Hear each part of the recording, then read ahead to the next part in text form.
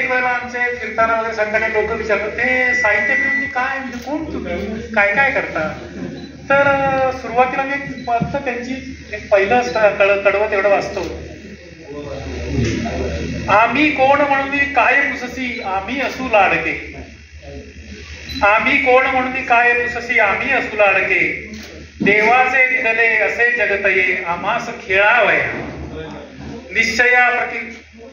निश्चया प्रतिपदे विचारतो जोईकडे दया. इक्का तुम्ही आर पार आमची दृष्टी पाहाया. आम्ही पुस्तकप्रेमी आहोत, साहित्यिक आहोत, कलावंत आहोत आणि सर्वात महत्वाचे म्हणजे मराठी असे आमची मायबोली असे ठामपणाने म्हणणारे आहोत.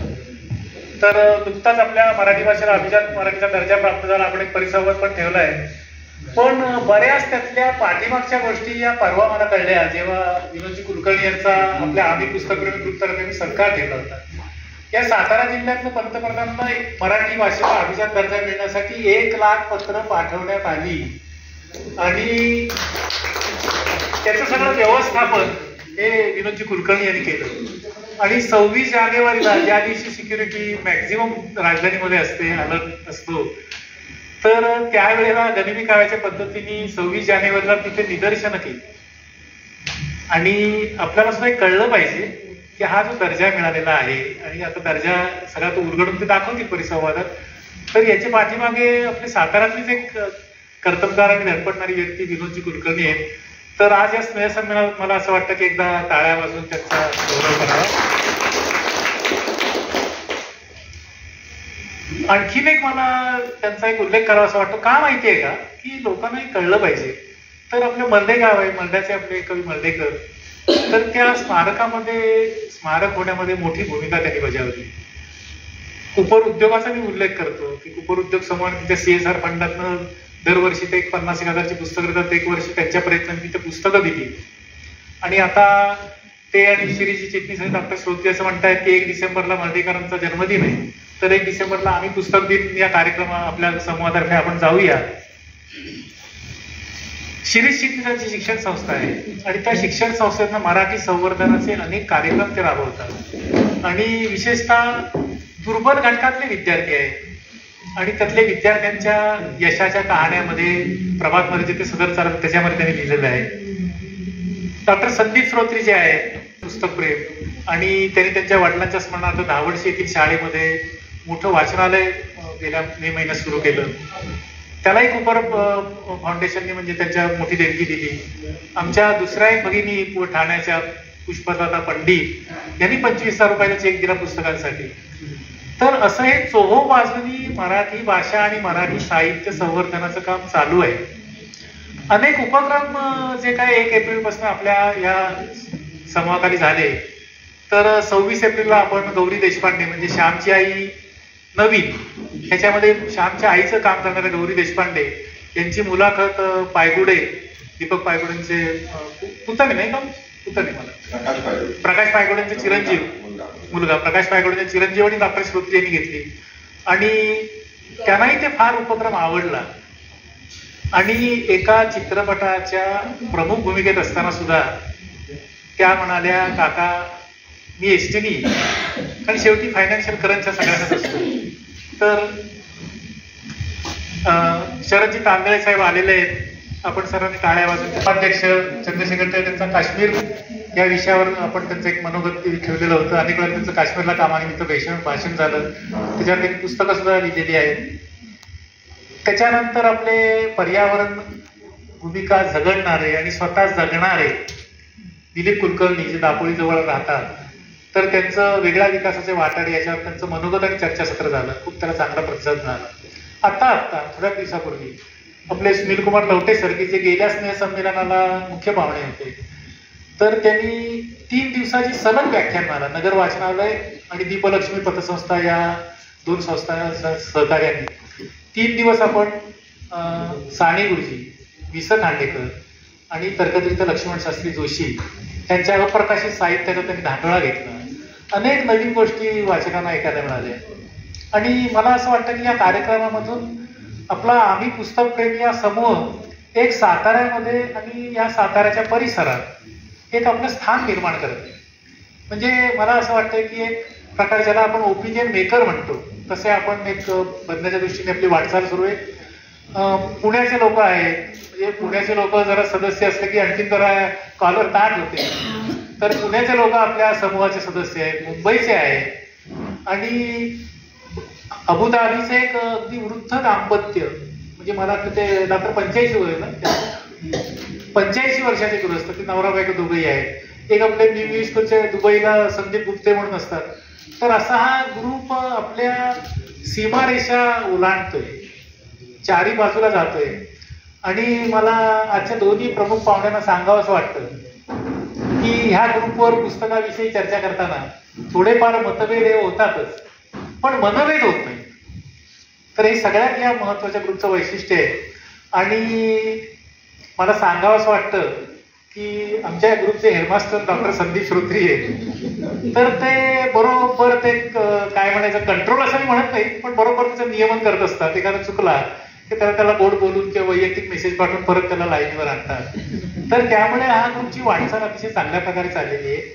आणि मला 2 गोष्टी आणखीन सर्व उपस्थितांना सांगाव्याशा वाटतात की इथे शिरीषचे चिटणीस इथे बसले, दीपलक्ष्मी पतसंस्थेचे चेअरमन आणि साहित्यप्रेमी. तर त्यांचा एक वातानुकूलित हॉल आहे तिथे त्या पतसंस्थेच्या बाजूला. तर त्यांनी आम्ही पुस्तकप्रेमीच्या सर्व सभासदांना, कार्यकर्त्यांना सांगितलेलं आहे की तुम्ही दररोज कार्यक्रम करा, माझा हॉल उपलब्ध आहे. हे फार मोठं आहे. म्हणजे मी पुन्हा सांगत असतो की शेवटी फायनान्शियल क्रंच आणि पैशाचा सौम्य निवृत्त बँकर आहे. तर एवढं मोठं सांगितलं आहे. आणि त्या कार्यक्रमात आम्ही जी पुस्तकं वगैरे भेट देतो त्याची सगळी व्यवस्था सिरीज चिटणीस आणि त्यांची संस्था करत असते. आणि आणखीन एक गोष्ट मला ट्रान्सपरंटली सांगावीशी वाटते की जे आमची पाहुणे मंडळी येतात, तर इथे डॉक्टर श्रोत्री बसले, त्यांचा जरा थोडं पुढे गेलं की यवतेश्वरला त्यांचा एक बंगला आहे. तर डॉक्टर श्रोत्री म्हणतात पाहुणे मंडळींची सोय आमच्या घरी करा, तिथे झुणका भाकर उत्कृष्ट जेवण मिळतं, आम्ही गप्पा मारतो. तर ह्या सगळ्या गोष्टीमुळे मोठं आपल्याला आर्थिक स्थैर्य या ग्रुपला प्राप्त झालेलं आहे. आम्ही आणखीन तुम्हाला एक विनंती केलेली आहे की कंपल्सरी नाही, पण हे पुढच्या कार्यक्रम निर्णय योजनासाठी आता 15 डिसेंबरला आणखीन एक कार्यक्रम टाटा स्कीमचे सल्लागार टाटा मोटर्स यायचे. तर आपण सर्वांना असं आवाहन केलंय, कंपल्सरी नाही, पुन्हा सांगतो की आपण आम्हाला 1000 रुपये देणगी म्हणून पाठवावे. त्याचा खर्च आणि त्याचं मॅनेजमेंट, फायनान्शियल मॅनेजमेंट मी स्वतः बघत असतो. तर हेही मी आता या निमित्ताने आवाहन करतो. आणि हा ग्रुप समृद्ध व्हावा वैचारिक दृष्ट्या, आणि वाचन संस्कृती आणखीन ह्या परिसरात आणि ग्रामीण भागात वाढावी. तर मी ग्रामीण भागात पुस्तकं देत असतो. तर इथे बराचसा शहरी मध्यमवर्ग आहे, उच्च मध्यमवर्गीय आहे. तर मला सांगायला अतिशय आनंद होतो की ग्रामीण भागात आता नव्याच्या सासूरवासणी आलेल्या आहेत. तर मिनिमम त्यांचं शिक्षण 12वी तरी आहे. तर त्या मला सांगत असतात की काका सुधामूर्तीची पुस्तकं आणा. तर सुधामूर्ती या ग्रामीण भागापर्यंत पोहोचलेल्या आहेत. आता त्या खासदार झाल्यानंतर मी जेव्हा त्यांना मेल केला तेव्हा त्यांना ऑब्झर्वेशन सांगितलं की म्हटलं ग्रामीण भागातल्या नवीन तरुण मुलींना तुम्ही माहिती आहे. आणि त्यांनी मला असं सांगितलंय की मला जेव्हा वेळ मिळेल आणि मी जेव्हा साताऱ्यावरनं पास होईल तर निश्चितपणे मला अशा मुलींशी किंवा महिलांशी संपर्क आणि संवाद करायला आवडेल. तर याच्या पाठीमागे सुद्धा आम्ही पुस्तकप्रेमी समूह आहे. आपण सर्वांनी एकत्र राहूया आणि आपल्याला जे काम दिलेलं आहे तर ते काम आपण सगळ्यांनी प्रामाणिकपणे पार पाडूया, विचाराची घुसळण करूया. आणि माझी या दोन्ही प्रमुख पाहुण्यांना अशी विनंती राहील की आम्हाला आणखी मार्गदर्शन करा. आमची दृष्टी लहान आहे, तुम्ही पुढचं बघता तर ते पहा. आणि शेवटची विनंती फक्त मी करतो आणि मी माझं प्रास्ताविक थांबवतो ती विनोदजी कुलकर्णी आहे. तर त्यांनी आम्हाला प्रॉमिस केलेलं आहे की आमच्या हयातीत साताऱ्यामध्ये साहित्य संमेलन होणार आणि ते घडून आणणार. तर तेवढी एक आमची त्यांनी मनीषा पूर्ण करावी. मी आपणा सर्वांचं पुन्हा एकदा स्वागत करतो आणि माझं प्रास्ताविक थांबवतो. धन्यवाद. आता आपण प्रतिमा पूजन आणि दीप प्रज्वलनासाठी मी सगळ्या मान्यवरांना बोलवते.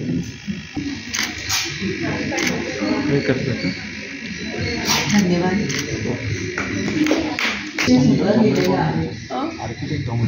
जाताना आवर्जून त्यांच्यावर काम केलं.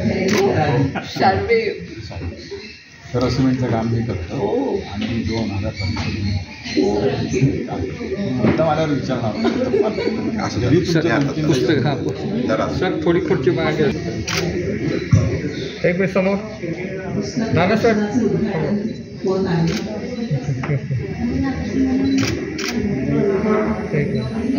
नमस्कार. डॉक्टर शांतनु अभ्यंकर नगरीमध्ये आपले पुन्हा एकदा स्वागत करतो. प्रास्ताविकामध्ये बराचसा आमच्या समूहाचा आढावा श्रीराम नानाजी घेतलेला आहे.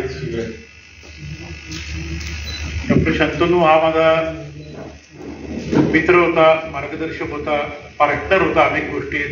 माझ्या पुस्तकाची काही भाषांतरही त्यांनी केली. पण आमचा दर शुक्रवारच्या मैफिलीचा तो बादशाह होता. दर शुक्रवारी मी वहिला त्याच्या ओपडीमध्ये जायचो आणि रुग्ण तपासणीच्या निमित्तानं मुख्य उद्देश आमचा तो गप्पा असायचा. आणि करोनाच्या वेळी त्याचं काय आजार पण नव्हतं, पण करोनाच्या वेळेपासून माझं जाणं बंद झालं. प्रत्येक वेळी तो मला विचारायचा आता कधी येतोय करोना संपल्यानंतर, पुढच्या शुक्रवारी मी येतो असं दरवेळी म्हणायचो. मग त्याचं ते थोडं आजारपण आणि बाकी सगळं झालं. आणि योगायोगाची गोष्ट म्हणजे कालच्या म्हणजे परवाच्या शुक्रवारपासून मी पुन्हा वहिला त्याच्या ओपडीत जायला. फक्त आता खटकणारी गोष्ट अशी की जगायचं कसं हे ज्याच्याकडे बघून आम्ही शिकत होतो त्यातच आम्हाला मारायचं कसं हे पण शिकवलं.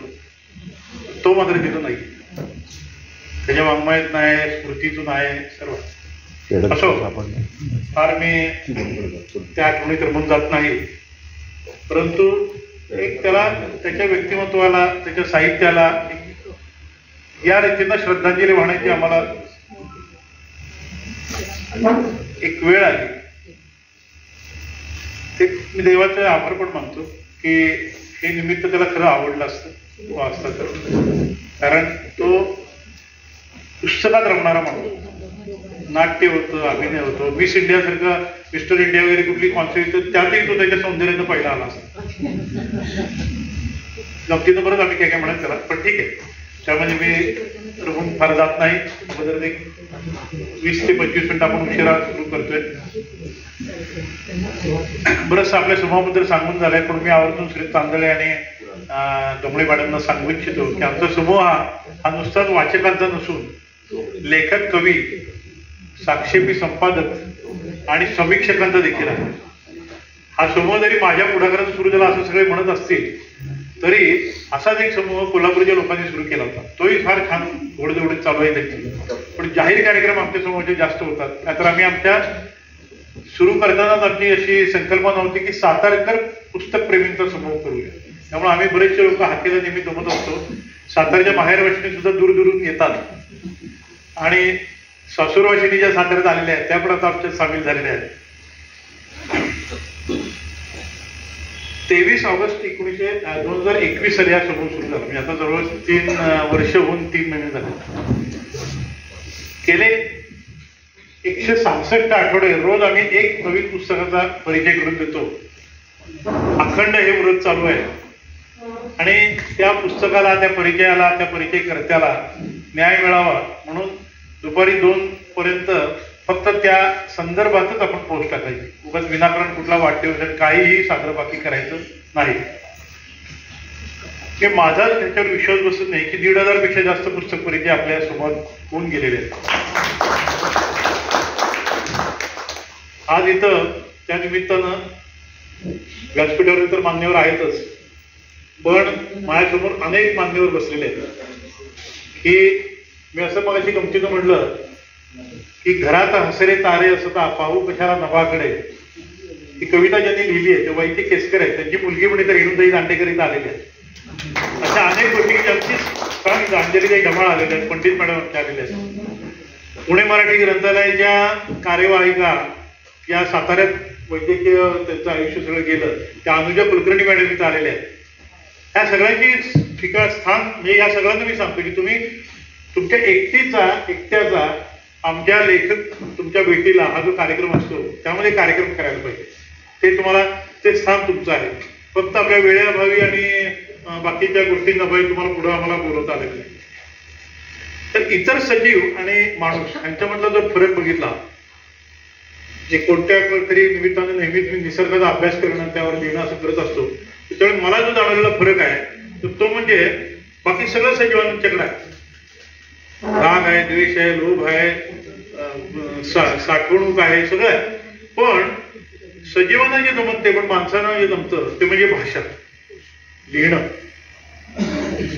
त्यांच्या भाषा कदाचित आपल्याला समजतही नसते, त्यांची लिपी कदाचित समजतही नसेल, पण दृश्यमानानं तोंडानं शब्दबद्ध केलेली जी भाषा आहे ती माणसाकडे आहे. मग ती माती किंवा धूळपाटीवर असो, शिलालेखांवर असो, ताम्रपटावर असो, भुर्जपत्रांवर असो, किंवा आता संगणकाच्या चित्र पडद्यावर असो.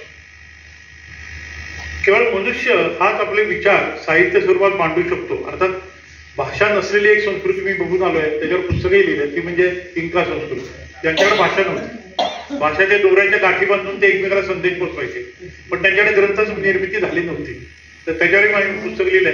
परंतु ढोबळमानानं असं म्हणलं तर हा साहित्याचा जो आवाका आहे, साहित्य प्रकाराचा आवाका आहे, तो मनुष्याला ज्या वेळेला लिहिता आलं, त्याची भाषा झाली, तेव्हापासून खरोखर थक्क करणार आहे. जगामध्ये आजपर्यंत गेल्या 7,500 वर्षामध्ये 15 कोटीपेक्षा जास्त पुस्तकं लिहिली गेली असं म्हणतात. त्यामध्ये कथा, कादंबऱ्या, नाट्यचरित्रे, ललित वगैरे तर आहेच, पण अनेक प्रकारे शास्त्र, विज्ञान आहे, इतिहास, भूगोल, उपदेशपर सर्व गोष्टी आहेत.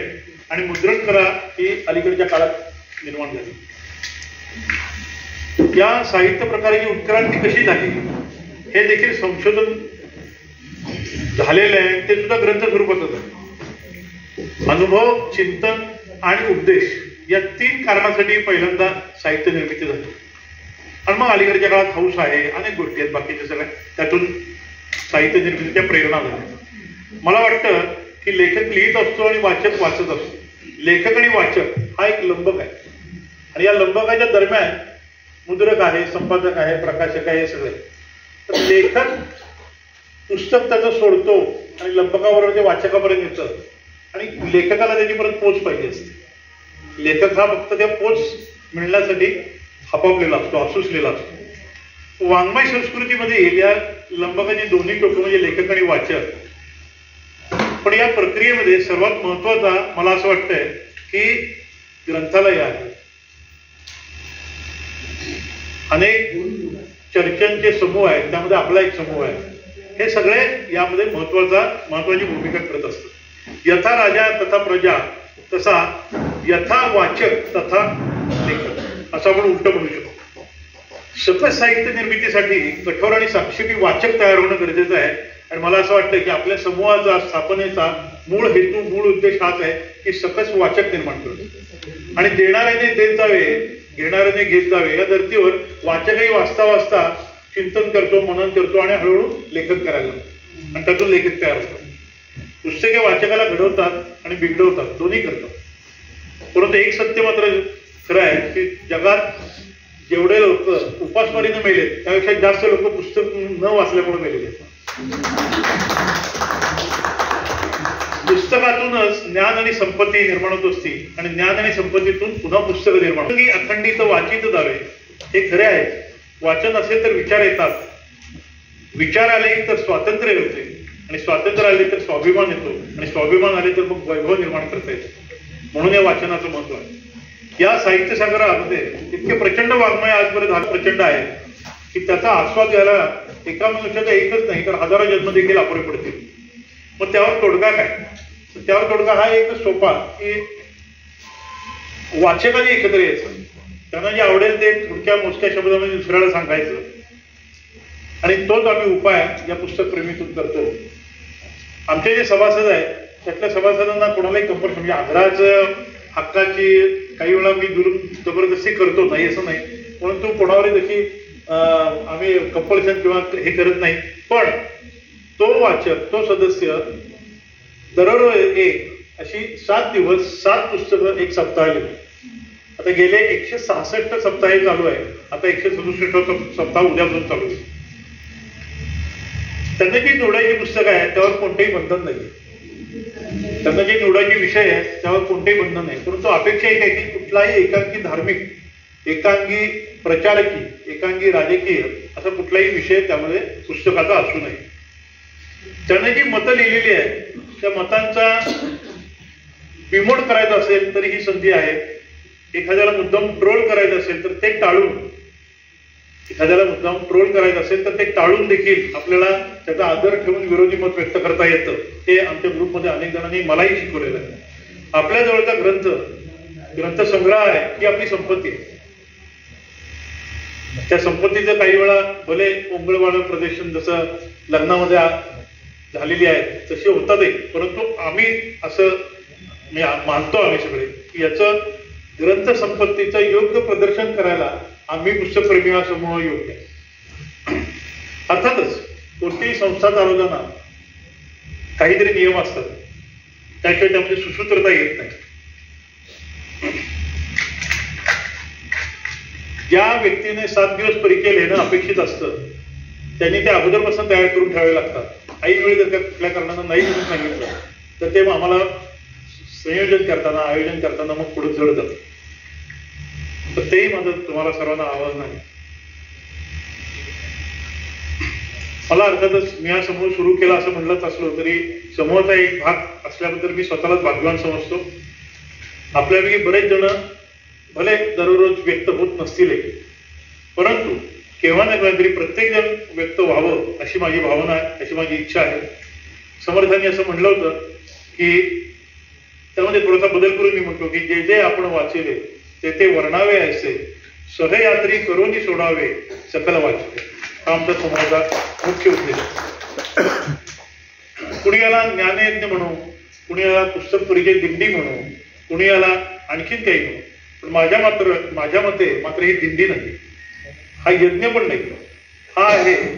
ही आहे एक साहित्याच्या अफाट जंगलात लावलेली, रुजलेली आणि वाढलेली एक वेल.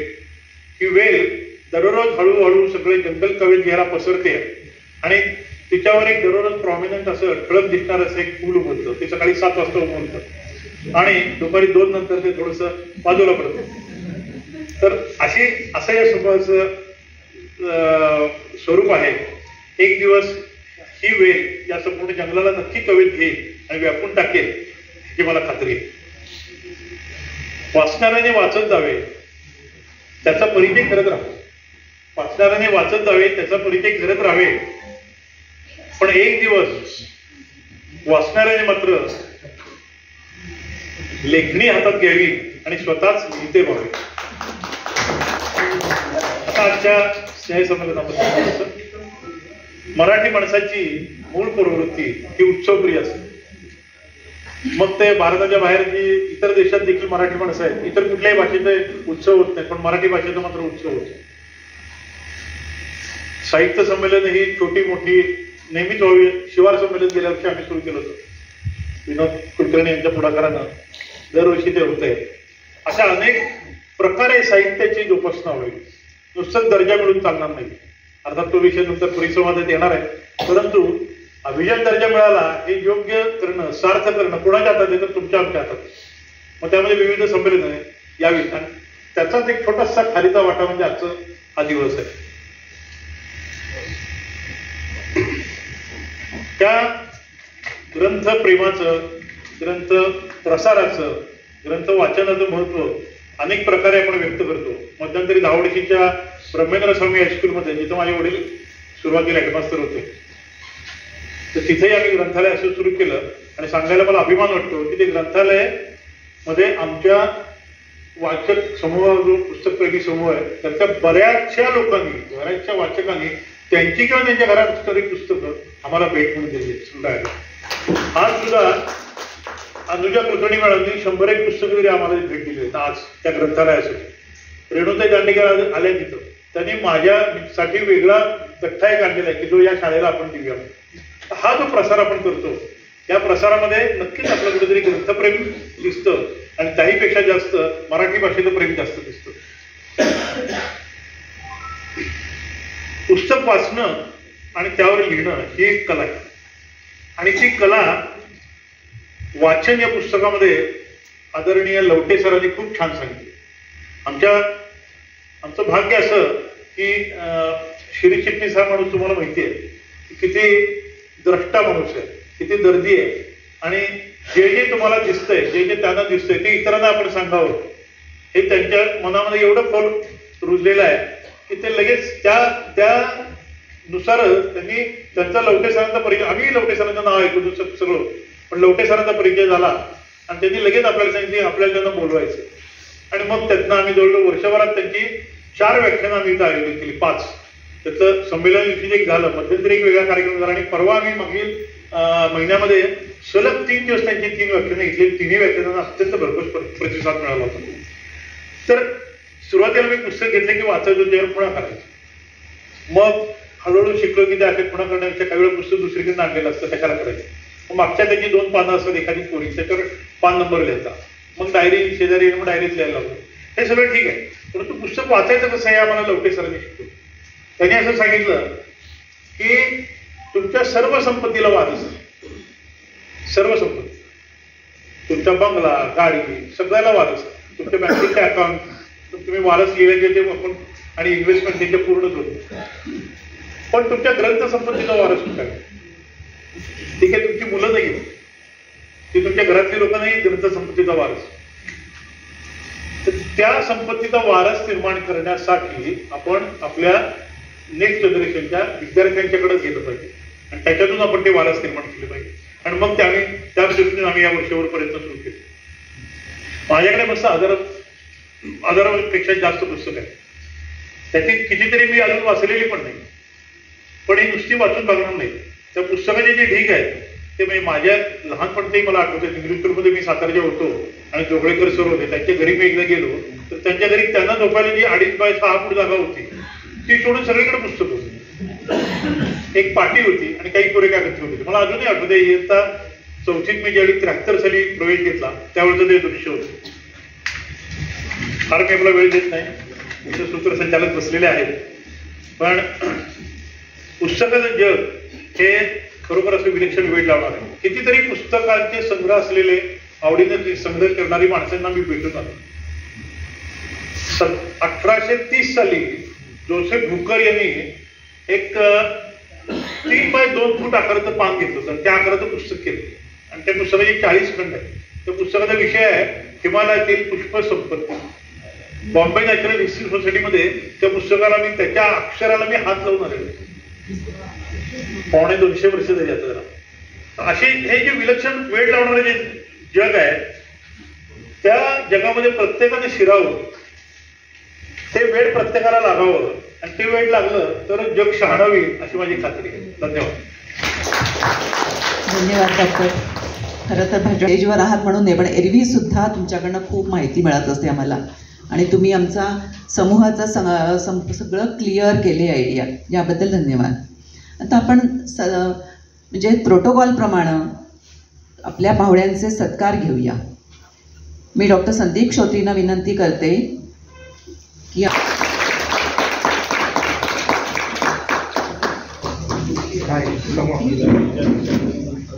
मिनिट समोर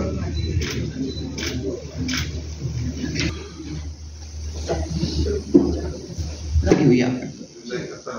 नको पत्रे पाठवून 26 जानेवारी दिवशी गनिमी काव्याने यश संपादन करणारे हे आपले विनोद कुलकर्णी सर यांचा सत्कार करत आहोत.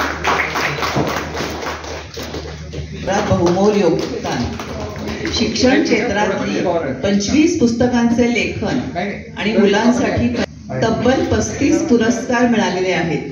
इतकं आभाळा एवढं काम केलेली लेखिका आपण आस्वाद घेतोच आहोत त्याचा. आणि आत्ता घेतलेल्या बहारदार अशा नवदुर्गा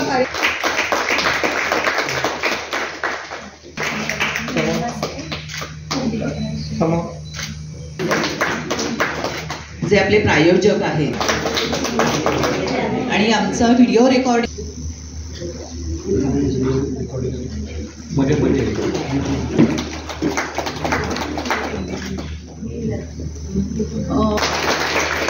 आमंत्रित करूया अंजली ढमाळ मॅमना. धन्यवाद.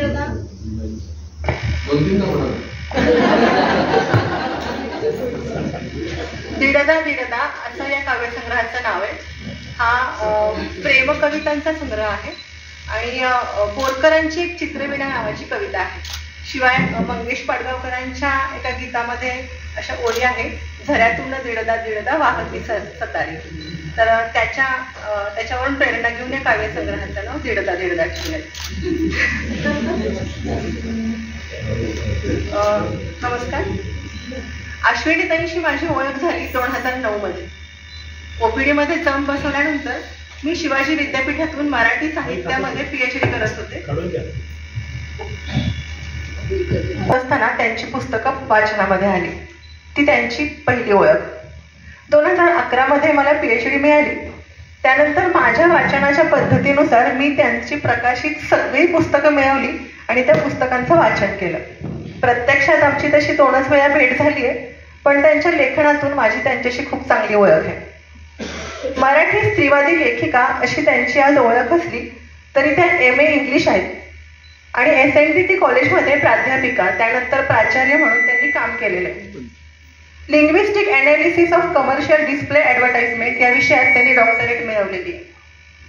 6 कविता संग्रह, 5 कादंबऱ्या, 1 कथा संग्रह, 4 समीक्षा ग्रंथ, 2 प्रवास वर्णनं, 12 इतर विषयांवरची पुस्तकं, असं विपुल लेखन करणाऱ्या अश्विनीताईंनी लहान मुलांसाठी सुद्धा लेखन केलेलं आहे. स्त्रीसुक्त, अपौरुषेय या काव्यसंग्रहांना, भाषा आणि शैली, संदर्भ स्त्री पुरुष या समीक्षा ग्रंथांना, ए रे घना, अनुत्तरित या एकांकिकांना, बायकांविषयी बरंच काही आणि अर्ध आकाश या वैचारिक लेखसंग्रहांना, देशांतर या प्रवास वर्णनाला अनेक पुरस्कार मिळाले. तर यशच्या कल्पक कथा, सुदर्शना आणि इतर कथा, आजचं बालसाहित्य या पुस्तकांनाही पुरस्कारांनी गौरवण्यात आलेले आहे. अश्विनीताईंच्या स्त्रीसुक्त, अपौरुषेय हे म्हणजे 5 कविता संग्रह आहेत. ते सगळे कविता संग्रह सुंदर आहेत, पण त्यातल्या ह्या काही ओळी माझ्या विशेष आवडीच्या. प्रत्येक पिढी गणिक उसवत जातो एक एक धागा, प्रत्येक पिढी गणिक उसवत जातो एक एक धागा आणि माणसं सैलावतात थोडी रूढीच्या बंधनातून. मात्र ती कधीच होत नाहीत मुक्त, मात्र ती कधीच होत नाहीत मुक्त. एक एक नवी शिवण बसत असते नव्या रूपात आणि बद्ध होत जाते बाई नव्या रूढी बंधनानं. अनेक संमेलनांचं अध्यक्षपद भूषवणाऱ्या अश्विनीताईंना आता आपण त्यांच्या भाषणातूनच अधिक जाणून घेऊया. मी आमंत्रित करते बीज भाषणासाठी अश्विनी घोंगडे मॅडमना. आपल्या सगळ्यांची माफी मागते की 4-5 दिवसापूर्वी बदल नव्हतं, त्यामुळे अजूनही माझा आवाज सुधारलेला नाहीये. कदाचित मध्ये मध्ये आवाज दगा देईल. पाण्याची बाटली घेऊनच उभी राहिली तेव्हा आपल्या कानावर अत्याचार होणार नाही त्याची शक्यतो दक्षता घेतली. भाषण सुरू करण्यापूर्वी डॉक्टर शंतनू अभ्यंकरांना मी मनापासून श्रद्धांजली वाहते आणि आपण या छोट्या संमेलनाला डॉक्टर शंतनू अभ्यंकर साहित्य नगरी नाव दिलं की मला आपल्या मनातल्या त्यांच्याबद्दलच्या प्रेमाची आणि कृतज्ञतेची जाणीव वाटली. काही अनवट विषयावर, अवघड विषयावर त्यांचे लेख मी वाचत होते आणि हा माणूस काहीतरी वेगळंच लिहिणारा आहे अशी कुठेतरी प्रतिमा मनामध्ये निर्माण होत होती. त्याच काळामध्ये बातमी आली की डॉक्टर शंतनू अभ्यंकर यांचं निधन झालं. हा एक धक्का होता खरा की ज्यांच्याकडनं चांगल्या आणखीन साहित्याची अपेक्षा करावी अशा माणसाला मध्येच आपलं आयुष्य का थांबवावं लागावं हा एक दैव दुर्विलास आहे असं वाटलं. आजच्या आपल्या साहित्यप्रेमी साहित्य संमेलनाचे सर्वेसर्वा शिरीष चिटणीस ज्यांचा माझ्यावर अतिशय लोभ आहे, ज्यांना माझ्याबद्दल अतिशय स्नेह वाटतो आणि जे माझ्या साहित्याचे चाहते आहेत, ज्यांना माझ्याबद्दल फार कौतुक वाटतं आणि म्हणून ज्यांनी मला आज इथे बोलवलं, ते माझे ज्येष्ठ स्नेही शिरीष चिटणीस, नानल सर, विनोद कुलकर्णी, अध्यक्ष तांदळे, डॉक्टर श्रोत्री, आणखीन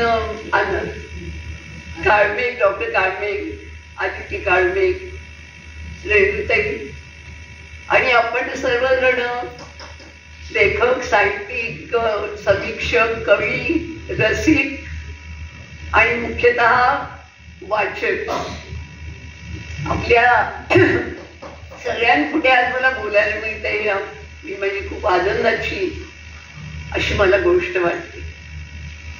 खरं म्हणजे हवा खूप छान आहे आणि इथलं वातावरण पण खूप छान आहे. निसर्ग भोवती इतका छान आहे, वारं छान सुटले. अशा वेळी डॉक्टर आदिती लिहितात तशा प्रेमकविता वगैरे वाचाव्यात.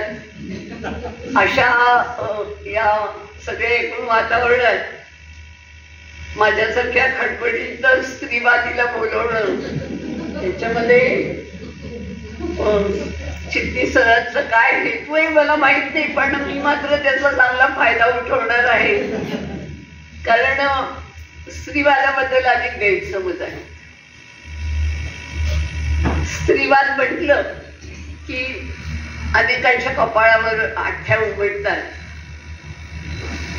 माझ्या पुढे स्त्रीवादी असं लिहिलं जातं, याचा मला अभिमान वाटतो. पण महाराष्ट्रातल्या ज्या स्त्रीवादी लेखिका आहेत ज्यांच्याबद्दल आम्ही लिहितो त्यांचा उल्लेख स्त्रीवादी म्हणून केला तर त्यांना राग येतो आणि त्या उघडपणे सांगतात की आम्ही स्त्रीवादी नाही.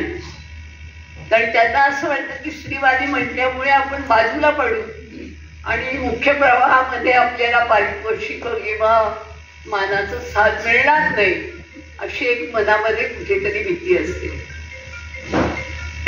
त्यामुळे प्रथमच स्त्रीवाद म्हणजे काय नाही हे मी सांगणार आहे.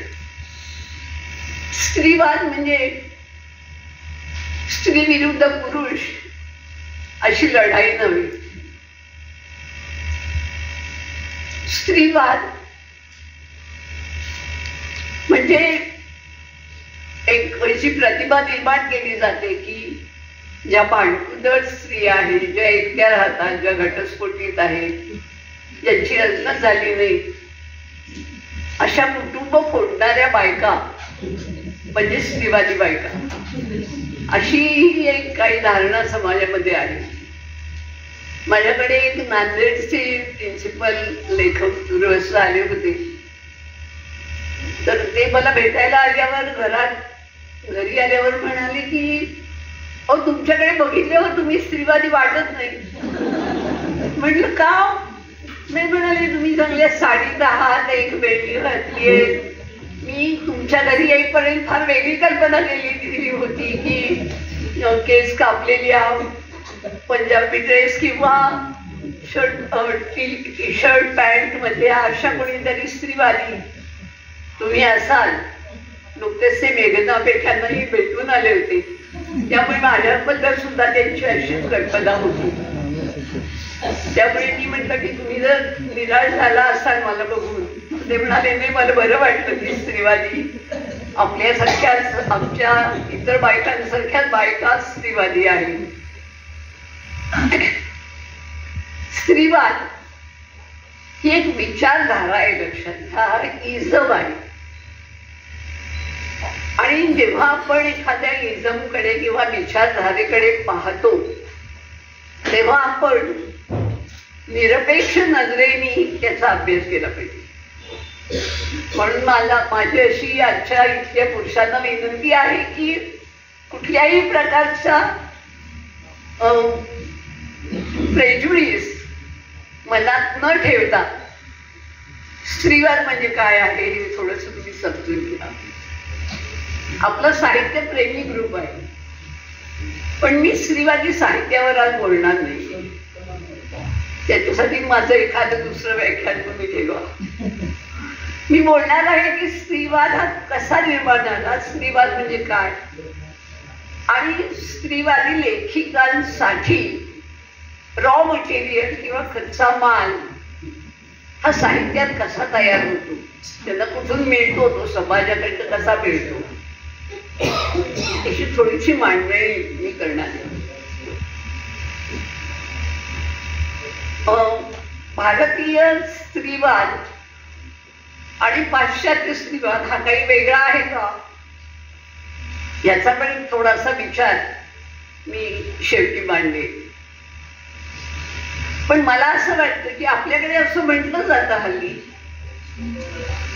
डॉक्टर तारा भवाळकर आता साहित्य संमेलनाचे अध्यक्ष झाले, त्यांनी संत साहित्यातील स्त्री स्वर असे एक पुस्तक आहे त्यांचं. त्याच्यामध्ये त्यांनी म्हटलंय की संत साहित्यातील ज्या स्त्रिया लिहित होत्या त्या स्त्रीवादी होत्या वगैरे. किंवा आपल्याकडे सुद्धा हल्ली असं लिहिण्याची पद्धत आहे की वेदकालीन गार्गी, मैत्रेयी या स्त्रिया किंवा थेरी गाथेतल्या भिक्षुणी त्यांचं काव्य किंवा पुढे जाऊन 19व्या शतकातल्या स्त्रियांचं कथालेखन काव्य हे सगळं स्त्रीवादी आहे. सावित्रीबाई फुल्यांचं लेखन हे स्त्रीवादी आहे वगैरे. पण असं जेव्हा आपण म्हणतो तेव्हा स्त्रीवादाबद्दल ज्या अर्थाने हा शब्द वापरला जातो त्या अर्थाने आपल्याकडे स्त्रीवाद हा रुजलेला नाही, या संस्कृतीमध्ये रुजलेला नाही, अगदी वेदकाळातल्या गार्गीपासून रुजलेला नाही.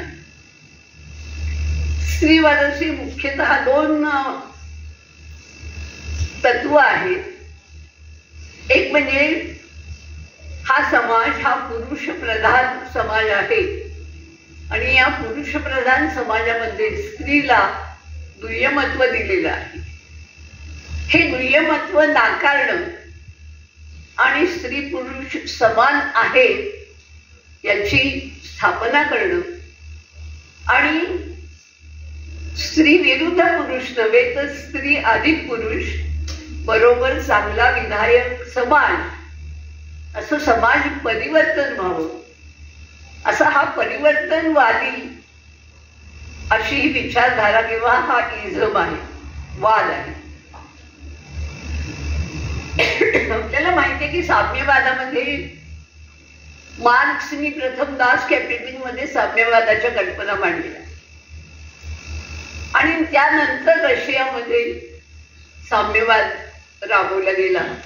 कशा रीतीनं राबवला गेला वगैरे या गोष्टी वेगळ्या, परंतु एक काही मॉडेल त्यांच्या पुढे होतं. स्त्रीवादापुढे असं एक तयार मॉडेल नाही. स्त्रिया या अनुभवातून स्त्रीवादी होत गेल्या. हे एम्पिरिकल पद्धतीचं शास्त्र आहे की सतत प्रवाही आहे.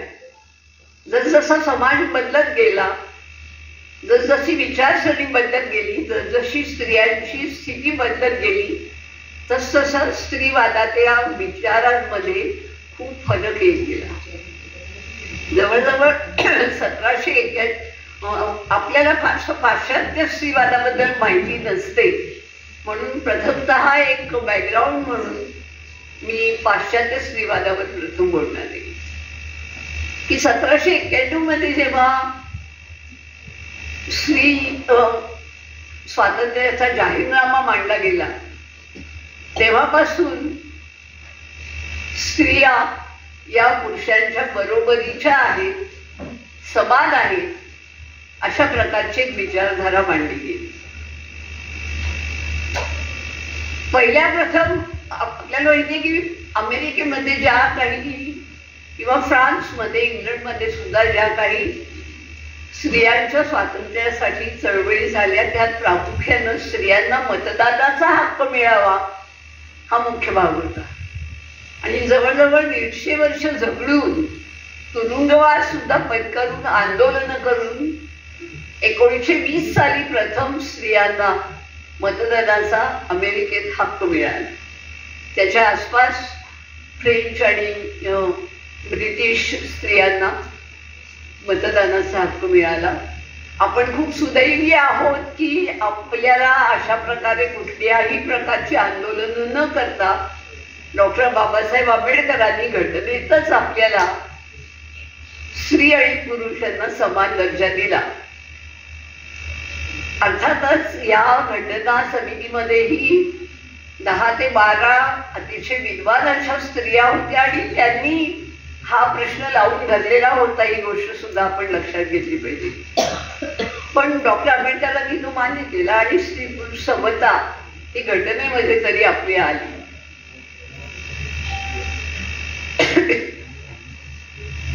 प्रथमतः जेव्हा स्त्री स्वातंत्र्याची मागणी सुरुवात झाली त्यावेळेला स्वातंत्र्य किंवा हवं तसं जगण्याचं मॉडेल कोण होतं बायकांपुढे, तर पुरुष हे मॉडेल होतं त्यांच्यापुढे सुरुवातीच्या काळात. त्यामुळे पुरुषासारखं वागणं म्हणजे स्त्री स्वातंत्र्य मिळवणं अशी एक विचारधारणा होती सुरुवातीच्या काळात. त्यामुळे आपल्याला दिसतं बघा की स्त्रियांच्या पूर्वीच्या पायघोळ अशा कपड्यांमधून त्या पहिल्या दुसऱ्या महायुद्धाच्या काळामध्ये त्या शर्ट पॅन्ट घालायला लागल्या, सिगरेट ओढायला लागल्या, वाईन प्यायला लागल्या आणि नोकरी करायला लागली. नोकरी करणं हे आवश्यक झालं कारण दोन्ही महायुद्धामध्ये अमेरिकेतले अनेक पुरुष हे महायुद्धावर गेलेले असल्यामुळे अनेक जागा रिकाम्या होत्या आणि तिथे काम करण्यासाठी स्त्रियांशिवाय दुसरा पर्याय नव्हता. त्यामुळे स्त्रिया नोकरी करायला लागल्या, आर्थिकदृष्ट्या स्वतंत्र झाल्या, शिकायला लागल्या आणि समाजामध्ये पुरुष हेच एक स्वातंत्र्याचं मॉडेल धरून त्या वागायला लागल्या. पण त्यानंतर काही वर्ष गेल्यानंतर असं लक्षात आलं की पुरुष आणि स्त्री ही समान नाही होऊ शकत. याच्यामध्ये समता येणं हे बरोबर आहे पण ती समान नाहीये. त्यामुळे नारा बदलला स्त्रीवादाचा. तो असा झाला की we are equal yet we are different. We are equal, समता आहे आमच्यामध्ये. मी समानता म्हणत नाही, लक्षात घ्या. आमच्यामध्ये समता आहे पण वी आर डिफरंट, पण आम्ही वेगळे आहोत.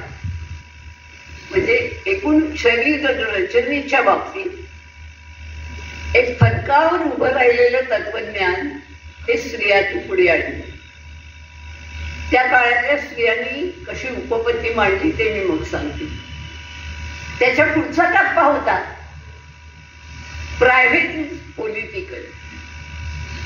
प्रायव्हेट इज पॉलिटिकल म्हणजे काय की जे जे प्रायव्हेट आपल्या घरामध्ये घडत असतं ते ते मोठ्या प्रमाणात राजकारणामध्ये घडत असतं. म्हणजे पुरुषी राजकारण जे बाहेरच्या जगामध्ये तुम्ही पाहता त्याचंच एक छोटं मॉडेल प्रत्येकाच्या घरामध्येही असतं पुरुष वर्चस्वाचं.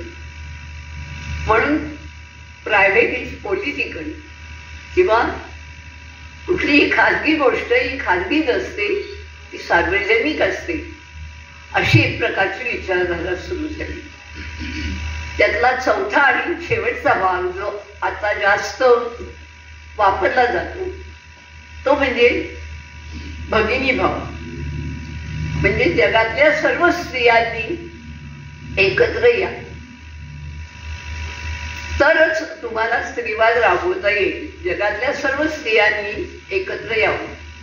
याच्यापूर्वी कृष्णवर्णीय स्त्रीवाद वेगळा, आपल्याकडे दलित स्त्रीवाद वेगळा किंवा फ्रेंच स्त्रीवाद वेगळा, मध्यमवर्गीय स्त्रीवाद वेगळा, मार्क्सवादी स्त्रीवाद वेगळा, अशा सगळ्या वेगवेगळ्या प्रकारच्या ज्या भिंती होत्या त्या तोडून टाका आणि स्त्रिया म्हणून आपले प्रश्न संबंध जगात समान आहेत हे लक्षात घ्या आणि मग तुम्ही एकत्र या आणि मग तुम्ही लढाई काय तुम्हाला लढा द्यायचा असेल तो द्या. हा भगिनी भावाचा भाग होता.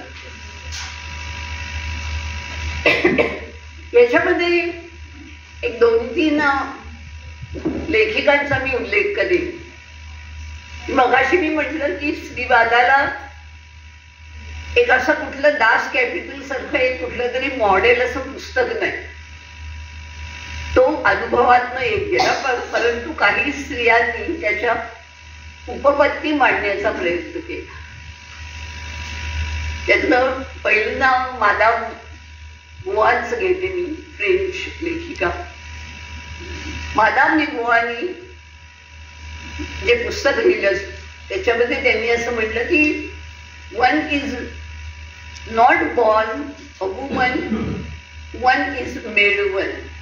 No one is born a woman but one is made one. म्हणजे कुणी बाई म्हणून जन्माला येत नाही, ती बाई बनवली जाते, घडवली जाते. म्हणजे काय होतं की जेव्हा एखादी व्यक्ती जन्माला येते त्यावेळी एक प्रकारचा सापळा हा समाजाने तयार केलेला असतो. ती व्यक्ती जर स्त्रीलिंगी असेल तर ती एका सापळ्यामध्ये घातली जाते आणि दुसऱ्या सापळ्यामध्ये पुरुष किंवा पुल्लिंगी व्यक्ती घातली जाते आणि त्यानुसार त्यांना वाढवलं जातं. म्हणजे त्यांनी कपडे कुठले घालावे, स्त्रियांनी कुठले घालावे, पुरुषांनी कुठले घालावे, खेळणी कुठली वापरावी, पुरुषांनी बंदूक वापरावी, त्यांना फुटबॉल सारखे खेळ शिकवावे, शारीरिक क्षमता त्यांची वाढते अशा प्रकारचं त्यांना खायला द्यावं आणि बायकांसारखं त्यांना वाढवलं जावं. मला वाटतं एवढं म्हणणं पुरेसं आहे. बायकांना बायकांसारखं वाढवलं जावं, त्यांचा आवाज हा नाजूक हवा, त्यांची शरीर यष्टी ही लहानशी हवी, स्लिम हवी, त्यांचा रंग गोरापान हवा, त्यांनी विनयशील स्वभाव त्यांना निर्माण करायला पाहिजे. अशा प्रकारे सापळे दोन निर्माण केले जातात. अशी पहिली उपपत्ती मादाम बुवांनी मांडलेली आहे. त्याच्यानंतरच्या एक दोन उपपत्ती आहेत त्या तुम्हाला सांगते. त्याच्यामध्ये हेलन सिक्सर्स नावाच्या एका विचारवंत स्त्रीनी आपल्या पुस्तकामध्ये आणखीच भूमिका थोड्या वेगळ्या प्रकारे मांडलेली आहे. तिने असं म्हटले की आपल्याला शाळेमध्ये असं शिकवलं जातं की विरुद्धार्थाच्या जोड्या लिहा, त्याच्यामध्ये उंच विरोधी, मध्ये फुली, उंच पुटका, श्रीमंत, मग गरीब इकडे, तसं स्त्री की इकडे पुरुष. पण तिने असं म्हटले की ह्या ज्या जोड्या आहेत ना, स्त्री आणि पुरुष किंवा या बाकीच्या सुद्धा जोड्या, या उतरंडीच्या जोड्या, या समान पातळीवरच्या जोड्या नाही समाजामध्ये. याच्यामध्ये उतरंड आहे. उतरंड आहे म्हणजे काय, कोणी वरचं आहे आणि कोणी खालचं आहे. तर पुरुषांना जे स्थान समाजामध्ये दिलं गेलेलं आहे ते वरच्या प्रकारचं आहे आणि बायकांना जे स्थान दिलं गेलेलं आहे ते खालच्या प्रकारचं आहे. मग त्यांनी काय म्हटलंय की आता पुरुषांना जर वरचं स्थान द्यायचं असेल तर त्यांचं श्रेष्ठत्व हे साहित्यात, सिनेमात, नाटकात, कादंबऱ्यातनं दाखवलं जातं, कारण ते वरच्या स्थानावर. मी हिंदी सिनेमाचं उदाहरण देते तुम्हाला की हिरो जो असतो त्यातला तो एकेका वेळी 5-6 गुंडांशी मारामारी करतो. हिरो वारीचा असतो खरं आणि गुंड चांगली जाडजूड असतात, परंतु तो त्यांना लोळवतो तेवढे. आणि तो कशासाठी त्यांच्याशी मारामारी करतो, त्यांची एक कोणी नाजूक सुंदर अशी स्त्री आहे, नायिका आहे, तिच्या संरक्षणासाठी तो इतरांशी फायटिंग करतो आणि आपली मर्दानगी, आपलं पौरुषत्व, आपला पराक्रम हा सिद्ध करतो. म्हणजे तिने असं म्हटलेलं आहे की जर पुरुष हा पराक्रमी दाखवायचा असेल, जर पुरुष हा बुद्धिमान दाखवायचा असेल तर स्त्री ही दुबळी दाखवायला पाहिजे. जितकी तुम्ही दुबळी दाखवाल स्त्री, तितका त्या पुरुषाचा पराक्रम हा जास्त कौतुक केला जाईल. त्याचं कौतुक जास्त केलं जाईल, तो पराक्रम जास्त उजळेल. जितकी ती स्त्री परावलंबी असेल, जितकी ती स्त्री स्वतःचं संरक्षण करू शकत नसेल, जितकी ती स्त्री त्याच्यावर अवलंबून असेल आणि जितकी ती नाजूक असेल, जितकी तिला जिवंत राहण्यासाठी कोणाच्या तरी आधाराची गरज असेल, तितकी ती स्त्री या संज्ञेला पात्र आहे. आणि पुरुष हा मात्र पराक्रमी दाखवायचा असेल तर तो स्त्री ही झाकोळलेली असल्याशिवाय पुरुष हा पराक्रमी दाखवता येणार नाही. म्हणजे तिचं म्हणणं असं आहे की एकाचं वर्चस्व सिद्ध करण्यासाठी दुसऱ्याला आपलं स्वत्व हे कमी करावं लागेल. म्हणजे स्त्रीमध्ये पराक्रम नाही असं नाही, स्त्रीमध्ये सामर्थ्य नाही असं नाही. आपल्याला माहिती आहे, आज आपण पाहतो आहे आपल्या भारतामध्येचा जो वरच्या पायलट पासून लष्कराच्या अनेक भागामध्ये स्त्रियांच्या बटालियन आहेत स्वतंत्र. म्हणजे तिच्या अंगात शारीरिक सामर्थ्य नाही असं नाही, पण समाजाला स्त्री म्हणजे त्यांची प्रतिमा ही अशी निर्माण केली जाते पुरुष प्रतिमा उजळवण्यासाठी. दुसरी एक उपपत्ती आहे ती जुलिया ख्रिस्तीची. ती जुलिया ख्रिस्ती असं म्हणते की असं वर खाली मांडत नाही. ती म्हणते की स्त्रीत्व म्हणजे काय, तर दॅट विच इज मार्जिनलाइज्ड. म्हणजे हा एक कागद असतो आपला, त्याच्या कडेला मार्जिन असतं, एक लाल रेघ असते, दुसऱ्या बाजूला एक लाल रेघ असते. तर या दोन्ही ज्या मार्जिन आहेत तिथे स्त्रिया आहेत आणि मधल्या भागात पुरुष आहेत. मी एक आपल्याकडचं उदाहरण घेते स्वतंत्रपणे की संस्कृती हा एक प्रवाह मानला तर या मुख्य प्रवाहामध्ये जसजसा माणसाचा विकास होत गेला, माणसा अधिकाधिक सुखसोयी बुद्धिमत्ता वापरायला लागला, तंत्रज्ञान वापरायला लागला, माणसाचं जीवन बदलायला लागला. या सगळ्याला प्रवाहामध्ये मुख्य प्रवाहामध्ये पुरुष आहे.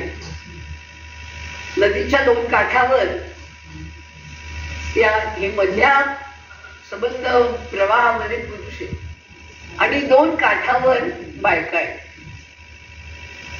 त्यातला एक काठ जो आहे तो अंधाराचा काठ आहे आणि एक जो दुसरा काठ आहे तो उजेडाचा काठ आहे.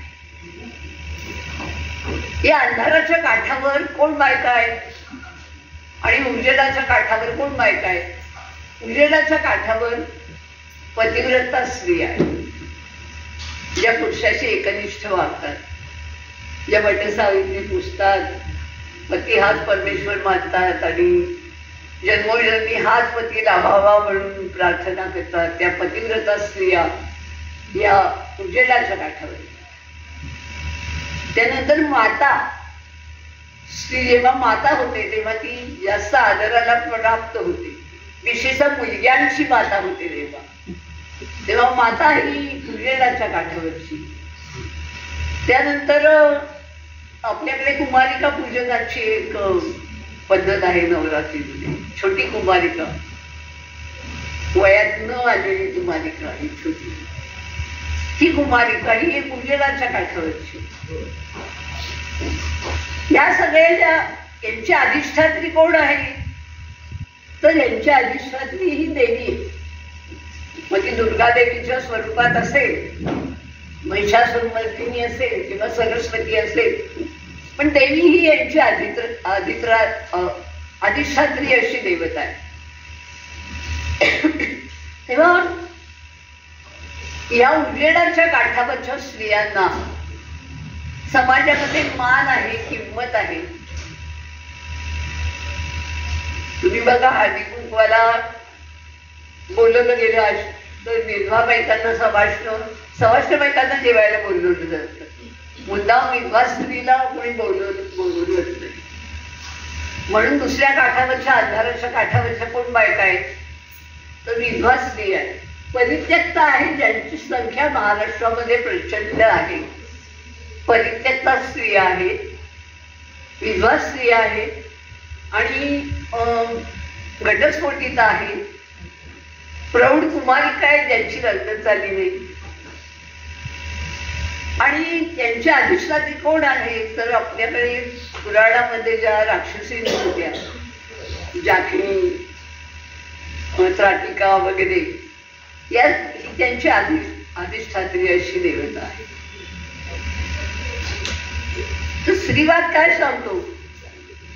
स्त्रीवाद असं म्हणतो की ह्या ज्या दोन काठावरच्या स्त्रिया आहेत त्यांना या भूमिका कुणी दिल्या तर त्यांचं पुरुषांशी जे नातं आहे त्यावरून या भूमिका ठरवल्या गेल्या.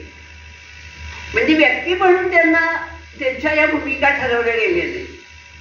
त्यांच्या या भूमिका कशा ठरवल्या गेल्या तर त्यांचं पुरुषांशी जे नातं आहे. पतिव्रता कोण तर जी एका पुरुषाशी एकनिष्ठ आहे, ती उजेडाच्या काठावर, कारण ती त्या पुरुषांशीच फक्त संबंधित आहे. म्हणजे तिचं महत्व हे त्या पुरुषावर अवलंबून आहे. वेश्यास्त्री का अंधाराच्या काठावर आहे कारण तिचा अनेक पुरुषांशी संबंध आहे. म्हणजे लक्षात घ्या की यातलं कुठलंही नातं, माता ती विवाहित असेल तर ती आदरणीय माता आहे, कुमारी माता असेल तर कुंतीसारखी बाई सुद्धा समाजाकडनं उपेक्षित गेलेली आहे की हे ती कर्णाला टाकून दिलेलं आहे. म्हणजे अगदी पुराण कथेपासून सुद्धा असं लक्षात घ्या की एक अशी हे आहे की पुरुषांच्या स्त्रीशी असलेल्या नातेसंबंधावर स्त्रीचं मोठेपण किंवा कमीपण हे ठरतं. तर स्त्रीवाद हे मान्य नाही करत. स्त्रीवाद काय म्हणतो की आता स्त्रियांना मधल्या प्रवाहामध्ये येऊ दे. म्हणजे त्या केवळ माता म्हणून नको, या बाजूला केवळ घटस्फोटिता म्हणून त्यांच्याकडे बघू नका. आता बायका शिकलेल्या आहेत, नोकरी करतायत, समाजातल्या वेगवेगळ्या क्षेत्रामध्ये त्या काम करतायत, तेव्हा त्यांना आता मधल्या प्रवाहामध्ये येऊ दे. मधल्या प्रवाहामध्ये येऊ दे याचा अर्थ त्यांना त्यांचं स्वतंत्र व्यक्तिमत्व मिळेल. त्यांचा मोठेपणा हा पुरुषाशी संबंधित ठेवू नका. एखादा माणूस पंतप्रधान आहे आणि म्हणून ती त्याची बायको आहे म्हणून ती फर्स्ट लेडी, अमेरिकेत सुद्धा ती फर्स्ट लेडी का तिच्या गुणावर नाही, कारण ती त्याची बायको आहे म्हणून. तेव्हा अशा प्रकारे पुरुषांच्या मोठेपणावर स्त्रीचा मोठेपणा ठरवू नका. तिला तिचं स्वतंत्र व्यक्तिमत्व आहे, तिला मध्य प्रवाहामध्ये येऊ दे. मध्य प्रवाहामध्ये कोण आहे? मध्य प्रवाहामध्ये नोकऱ्या आहेत, व्यवसाय आहे, शास्त्रज्ञ आहेत, प्राध्यापक आहेत, जे काही पुरुष लोक कामं करत आहेत, हा सगळा मध्य प्रवाह आहे. त्या कामांमध्ये स्त्रियांना व्यक्ती म्हणून येऊ द्या, असं हे स्त्रीवादाची उपपत्ती हे जुलिया ख्रिस्टींनी मांडलेली होती. आता स्त्रीवादाचा जन्म कुठे झाला? स्त्रीवादाचा प्रथमता जन्म हा अमेरिकेमध्ये झाला 1960च्या सुमाराला, 55-60च्या सुमाराला. बेटी फ्रीडन नावाच्या एका बाईनी फेमिनिन मिस्टिक नावाचं एक पुस्तक लिहिले. अतिशय म्हणजे मला वाटतं की ते स्त्रीवादाचं बायबल म्हणायला हरकत नाही, इतकं चांगलं पुस्तक आहे फेमिनिन मिस्टिक. त्याचं हे असं आहे, मला वेळ आहे ना, फेमिनिन मिस्टिक मध्ये त्यांनी असं एक अमेरिकेचं चित्र मांडलेलं आहे की दुसऱ्या महायुद्धानंतर, दुसऱ्या महायुद्धाच्या काळापर्यंत ज्या स्त्रिया समाजामध्ये काहीतरी कर्तृत्व गाजवत होत्या, त्या स्त्रिया महायुद्ध संपल्यावर जेव्हा पुरुष परत आले आणि आपली जागा त्यांनी घेतली, त्यावेळी या स्त्रिया पुन्हा घरामध्ये आल्या. आणि अशी एक प्रतिमा निर्माण झाली अमेरिकन स्त्रीमध्ये की आदर्श गृहिणी, सुपर वुमन. तुम्ही सुपर मदर व्हा, सुपर वुमन व्हा. म्हणजे नवऱ्याला खुश ठेवा, सुंदर दिसा, मुलांना शिकवण्यासाठी शाळेत घेऊन जा, घर स्वच्छ ठेवा, त्यांना खुश करण्यासाठी खाण्यापिण्याचे वेगवेगळे पदार्थ करा आणि एक आदर्श गृहिणी म्हणून तुम्ही तुमचं करिअर करा. अशा प्रकारे मासिकातून किंवा ह्याच्यातनं एक आदर्श गृहिणी किंवा सुपर वुमनचं चित्र रंगवलं गेलं. पण हे चित्र, याला फेमिनिन मिस्टिक म्हणतात, हे चित्र हे फार काळ टिकलं नाही. साधारण 60-70च्या सुमाराला 10-1 वर्षात स्त्रियांना एक अस्वस्थपणा जाणवायला लागला की आपण आता, आपल्याला गंज चढायला लागलाय, आपल्या बुद्धीला गंज चढायला लागलाय, आपल्या बुद्धीचा काहीच उपयोग होत नाहीये या घरकाम करण्यामध्ये. बिंडोक सारखं हे सगळं आपलं यंत्रवत जीवन झालेलं आहे आणि म्हणून आपण ह्याच्यातनं कुठून तरी बाहेर पडलं पाहिजे. आणि बाहेर पडणं याचा अर्थ काय, तर स्वावलंबी होणं आणि स्वतंत्र होणं आणि समतेची मागणी करणं. 3 गोष्टी लक्षात घ्या. स्वावलंबन म्हणजे तुम्ही जर पुरुषावर आर्थिकदृष्ट्या अवलंबून असाल तर तुमच्याकडे कमीपणा येणारच. जेव्हा तुम्ही आर्थिकदृष्ट्या पुरुषांपुढे हात पसरता, पैसे मागता किंवा त्यांच्यावर अवलंबून राहता, त्यावेळी तुम्ही सहजपणे त्यांच्या खालची एक पायरी खाली आलेले असतात. स्वतंत्र, स्वतंत्र शब्द बघा छान आहे मराठी. स्वतःच्या तंत्राने वागण्याची पद्धत म्हणजे स्वतंत्रता. स्वातंत्र्य म्हणजे काय की स्वतःच्या तंत्राने मला जसं जे योग्य वाटतं ते मी करेन, मला जे योग्य वाटतं ते मी करेन, ही स्वतंत्रता. मला एखादा रीतिरिवाज नाही पटला घरातला तर तो मी करणार नाही, मला जो पटतो तो मी करेन, ही स्वतंत्रता. आणि समता पुढची गोष्ट म्हणजे समता म्हणजे काय, तर मी या घरामध्ये लोकशाही आहे, या घरामध्ये स्त्री आणि पुरुष यांना समान हक्क आहे. म्हणजे घरातले कुठलेही निर्णय हे दोघांच्या मताने घेतले जातात, म्हणून ते स्त्री समता आहे. म्हणून समता पाहिजे ही पहिली अट आहे स्त्रीवादाची. समता पाहिजे म्हणजे कुठल्याही प्रकारे स्त्रीचा अनादर करता कामा नये.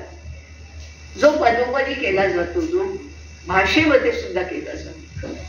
मराठी भाषेतल्या शिव्या बघायला, माझ्याकडे एक पुस्तक आहे मराठी भाषेतल्या शिव्या म्हणून, त्याच्यामधल्या 90% शिव्या या बायकांवरनं दिलेल्या आहेत. 90% शिव्या या पुरुषांनी बायकांच्या संबंधात दिलेल्या आहेत आणि त्या सुद्धा शरीर संबंधाच्या संबंधित आहेत.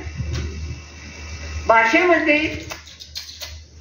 जे शब्द वापरले जातात त्याच्यात सुद्धा बघा फरक केला जातो.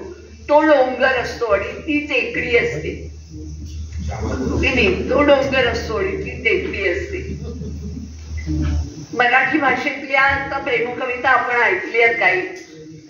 मला नेहमी या प्रेमकविता वाचताना असं वाटतं की या बायकांनी स्वतःला पूर्णपणे झोकून आणि त्यांचं स्वत्व किंवा हिंदी शब्द वापरला तर चांगला आत्मभान हे विसरलेले. आत्मभान हे त्या विसरलेली आहे, त्यांचं स्वत्व हे गेलेलं आहे त्यांचं. संजीवनी बाईंची मला आवडते ती कविता. हे हात एकदा मागून घेतले, हातावरी तुझ्या मी काळीच ठेवले. म्हणजे ती त्या बाईने पूर्ण अर्पण केलं त्याला. हात मागितला तर तिने काळीच दिलं त्याला. पूर्णपणे ती शरण गेली त्याला. पण असं म्हणत नाही मी, माझ्या कविता असं म्हणत नाही. सुरुवात कशी झाली? श्री सूक्त मध्ये कविता आहे, तुम्ही मगाशी की तू कोण बाई तर मी इकडची जाईल. तू कोण बाई? मी 2 मुलांची आई. तू कोण बाई? मी सासू सासऱ्यांची बाई. पुन्हा प्रश्न आहे स्वतःला, तू कोण बाई? माझं मलाच ठाऊक नाही. माझं मलाच ठाऊक नाही. बायकाला माहीतच नाही ना आपण कोण आहोत, आपली क्षमता काय आहे, आपली या जगात आल्यावर भूमिका काय आहे. माणूस म्हणून आपण जन्माला आलेलो आहे, तर माणसासारखं जगणं ही आपली भूक आहे की नाही हे ओळखा. हा प्रवास कसा आहे? हा 2 डगरीवरचा प्रवास आहे. आणि शेवटच्या डगरीवर तिला काय वाटतं की माझे हात माझे दिवे आहेत, माझी पावले माझ्या दिशा. माझे हात माझे दिवे आहेत, माझी पावले माझ्या दिशा. मला 2 पंख आहेत, पंखात बळ आहे उडण्याचं. जिथवर माझी नजर पोचते तिथवर त्या आकाशापर्यंत मी जाते. अशा प्रकारची ती कविता आहे. स्त्रीचे स्वातंत्र्य गीत असं नाव आहे त्या कवितेचं. पौरुषेबद्दली ती कविता आहे. तर ही जी उडी आहे ही बाईच्या दृष्टीने सोपी नाही. हा झगडा कुणाशी आहे बघा. हा झगडा घरातल्यांशी आहे, हा झगडा नवऱ्याशी आहे. पण या सगळ्यापेक्षा महत्वाचं म्हणजे हा झगडा स्वतःचा स्वतःशी आहे. हे सगळ्यात अवघड आहे, स्वतःचा स्वतःशी झगडा असतो. आणि स्वतःला वाटणं की मला माझं स्वातंत्र्य मला मिळवायचं आहे. स्वातंत्र्य मला मिळवायचं याचा अर्थ मला घर फोडायचंय, कुटुंब फोडून मला एकत्र वेगळं राहायचं आहे असा अर्थ होत नाही. पुरुषांची मानसिकता बदलणं हे सुद्धा स्त्रीचं कौशल्य आहे. एखादा हिटलर नवरा असेल तर त्याला माणूस बनवणं आणि आपल्या बरोबरीनं आपली मतं त्याला पटवून देणं हे एक आव्हान आहे. पण हे आव्हान केव्हा तुम्हाला करता येतं? ज्यावेळी तुम्हाला आत्मविश्वास असतो की माझ्या ज्या क्षमता आहेत त्या मी वापरू शकेन. त्याच्या पुढची पायरी अशी आहे की नकार देता येत नाही बायकांना. मग ते शारीरिक संबंधाबाबत असो, घरातल्या कुठल्या कामाबाबत असो, किंवा आपल्याला न आवडणाऱ्या गोष्टी मुद्दाम करायला लावताना सुद्धा असो, बायका शोषितपणे तो नकार न देता ती गोष्ट करतात. म्हणून नकार हा फार महत्वाची गोष्ट आहे. जी गोष्ट नाही पटत ना तर ती सांगण्याचं धैर्य तुमच्यामध्ये पाहिजे की नाही मी हे नाही करणार. तुम्ही मला सांगताय अमुक ठिकाणी जा आणि अमुक हे काम कर, मला पटत नाही की मी हे काम मी करावं. किंवा घरामध्ये अमुक एका सणावारी अमुक एक काही गोष्टी झाल्याच पाहिजे किंवा काही रिच्युअल्स झालीच पाहिजे. नोकऱ्या करणाऱ्या बायका सुद्धा, भारतीय स्त्रीबद्दल पुष्कळ लिहिले, आज वेळ नाही एवढा मला बोलायला, पण भारतीय स्त्री खूप शोषित पाहिजे आणि तिला कुटुंब हे खूप महत्वाचं आहे. म्हणजे जेव्हा मी पाश्चात्य स्त्रीवाद वाचते ना तर त्यावेळी मला असं लक्षामध्ये येतं की आपल्याच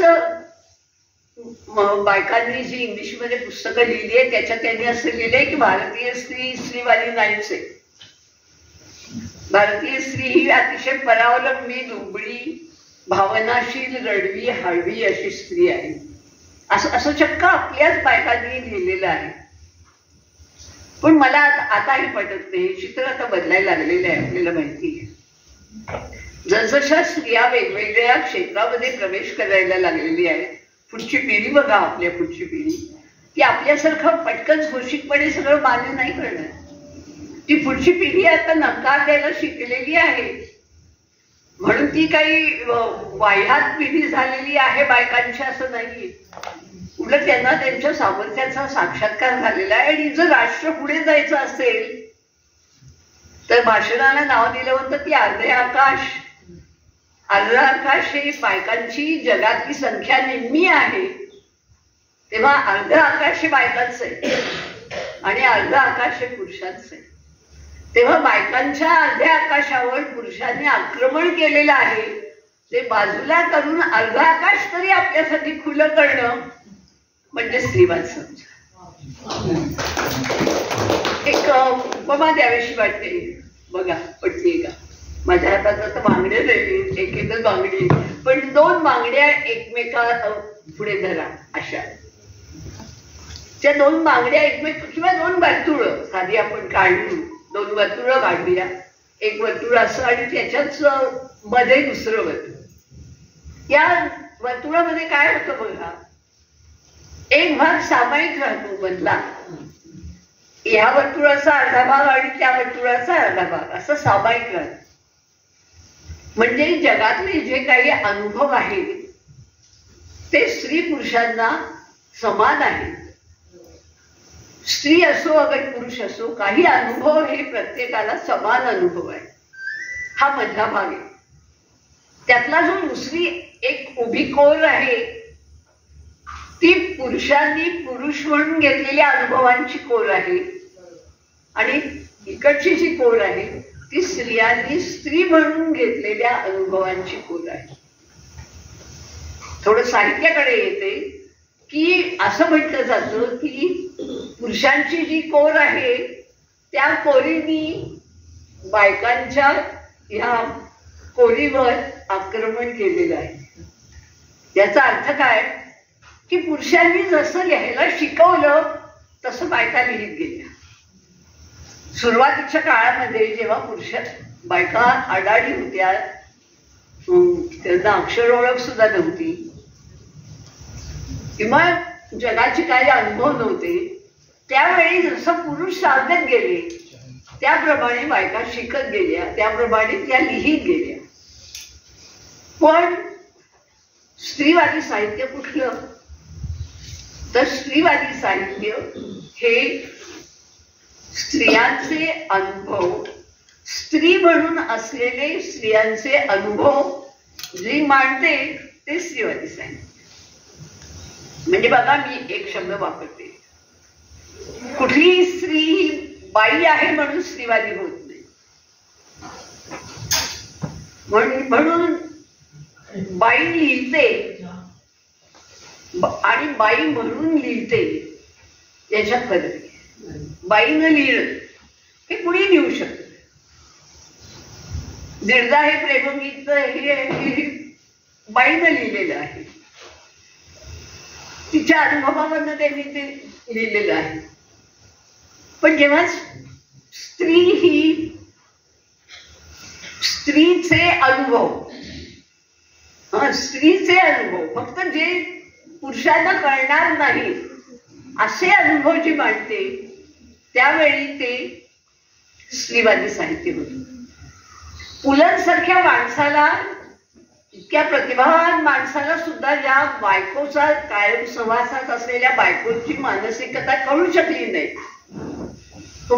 त्यांना कळू शकली नाही.